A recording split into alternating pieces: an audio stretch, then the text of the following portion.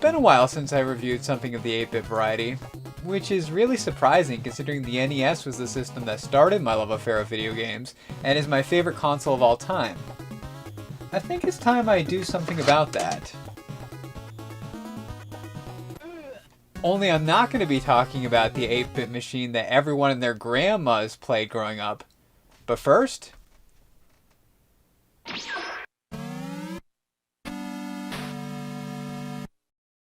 Growing up in the early 90s, you had to be living under a rock to be unaware of the bit war between Sega and Nintendo during the 16-bit era. However, the competition between the two companies didn't start with Genesis does what Nintendo don't. Sega had an 8-bit console of their own, the Master System. Unlike the NES, which could be found in almost every household across the US in the later part of the 80s, the Master System, though it was quite successful in the UK, failed to grab a hold of the stateside market and had a total of 114 games released, compared to 750 plus for the NES. Not surprisingly, I spent many hours in my childhood glued to the TV with an NES controller in my hand, while I had no idea the Master System existed. I didn't find out about the Master System until years later, and I only played the system for the first time at the beginning of this year. When I started to expand my collection beyond the childhood systems that I knew and loved, I knew that my first step into unfamiliar territory had to be the Master System. The Genesis is my second favorite system, and 8-bit is my bread and butter, so in my head it was a match made in heaven. Now that I own one and I've been acquainting myself with it, I've gotta say, despite the small library, I'm quite enjoying my experience with Sega's 8-bit offerings. You've seen some of them in my video intros, most recently Zillion 2 The Tri-Formation at the beginning of The Secret of Monkey Island. The console even has its own answer to the NES Zapper in the form of the Light Phaser. Unfortunately, in my experience, Sega's gun, though it looks cooler, doesn't work as well as Nintendo's. In fact, I own two, and have used them on two tube TVs, and for some reason, shots only register sporadically, and when it does register, the hit doesn't correspond to where I was aiming. Here's Rambo. See? I'm even pointing right at the screen, and nothing's registering. See what I mean? For some reason, it kind of works better when I shoot it sideways, or gangsta style. And even then, not that well.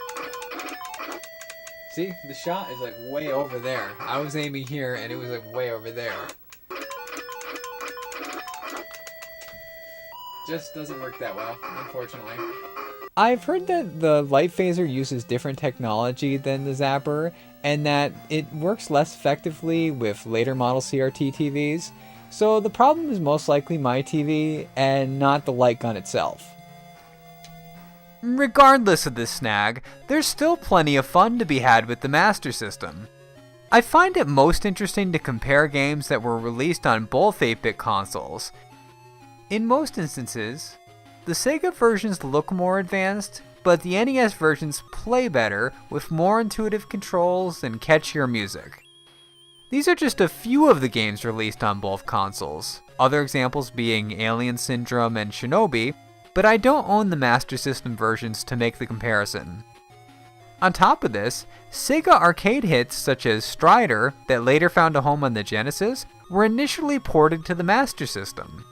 The only one I own is Altered Beast, and it clearly shows what the system is capable of. From what I've seen of the Strider port, it looks like a downgraded version of the arcade game, as opposed to the NES version, where Capcom created a new experience that worked around the limitations of what the system could handle. Speaking of arcade ports, here's one you probably haven't heard of. Vigilante, a beat-em-up developed by Irem. You play as the Vigilante. You have fists of steel and legs like pistons, to quote the back of the box. You chilled until the rogues encroached upon your territory. Then they went too far and kidnapped your girlfriend, the lovely Maria. Wait. Beat 'em up? Irem? Kidnap girlfriend?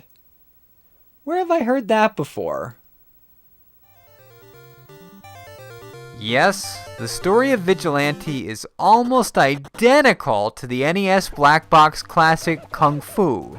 The similarities extend into the gameplay style. Right from the start, enemies approach from both sides of the screen and hug up on you if they get too close, draining health in the process. It's quite easy to shake off foes in Kung Fu, much less so in Vigilante. Even when rocking your thumb all over the D-pad, it can be difficult to escape from the chokehold, as the manual calls it. Much like Kung Fu, there are 5 levels in the game, and the protagonist is reunited with his love after defeating the final boss, the Giant Defiant in this game. The control scheme is somewhat different from the classic NES launch title. Punches are controlled by the 1 button, and kicks by the 2. But unlike Kung Fu, where Thomas jumps by pressing up on the D-pad, Vigilante leaps by pressing 1 and 2 simultaneously. Now this isn't like Double Dragon or even The Adventures of Bayou Billy, where a jump kick is the primary result of the combined button press. In Vigilante, you just jump. A jump kick is possible to execute, but for the life of me, I can't figure out how to consistently do it. I find myself pressing both buttons and the 2 buttons shortly after, or waggling every direction on the D-pad, and sometimes it does work, but very rarely. On the plus side, nunchucks are found on the floor at certain points across the levels, and wielding Mikey's weapon of choice definitely makes busting hoodlum heads much easier. Speaking of difficulty, Vigilante, though it only took me about an hour to complete, is quite hard. Like Kung Fu, there are no health upgrades to pick up, so you have to rely on your skill and reflexes to overcome adversity. However, unlike Kung Fu, there are some serious exploits in this game. For one, when a foe approaches the Vigilante, timing a jump just right makes them pass right through you. Also, while running away from enemies approaching from behind, they stop dead in their pursuit and start spazzing out, almost like they hit some sort of invisible wall. Most ridiculous of all, just look at this.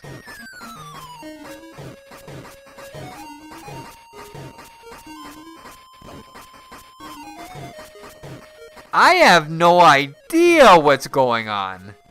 Is the Vigilante shooting a Kamehameha or some kind of invisible energy beam? Maybe the Vigilante is so strong that just the air from the force of his punch is enough to pulverize opponents. If that's the case, I don't think even Chuck Norris can compare to that. The Vigilante sure is one tough customer. Comparing the two games, Vigilante is definitely easier than Kung Fu. While the action is faster paced and the hit detection is better in the earlier Irem title, there are limited lives and no continues. Vigilante has unlimited continues, so if you are determined to stick it out and persevere over the more frustrating parts, specifically the final boss fight, chances are victory over Vigilante will be a sure thing, especially when the game is generous enough to glitch out in your favor. To put it simply, I have yet to beat Kung Fu, but I did finish Vigilante. In the end, the Vigilante frees Maria, and a one-screen ending pops up, declaring your victory over the rogues and stating that the Vigilante rules the city. Wait, he rules the city? This certainly changes things.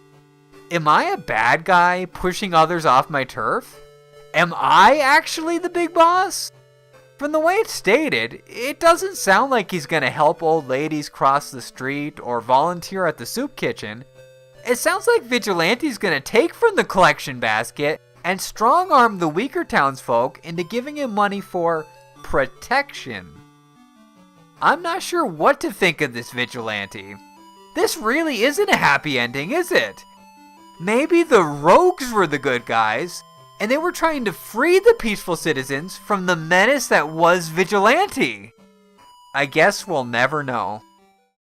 Vigilante definitely doesn't win any points for originality, but it gets my respect for helping to define a genre that would later go on to become a focal point in arcades across the nation. You can argue that without Vigilante, we wouldn't have Turtles in Time, Final Fight, or countless other awesome brawlers.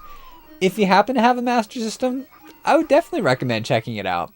But be warned, it can get pretty tough, especially in the last stage. If I have one word of advice about this game, when all else fails, go for the crotch. I'm not even saying that to be funny, I'm completely serious. A punch to the private stops most of the baddies dead in their tracks, even completely incapacitating some of the earlier bosses. One other word of advice.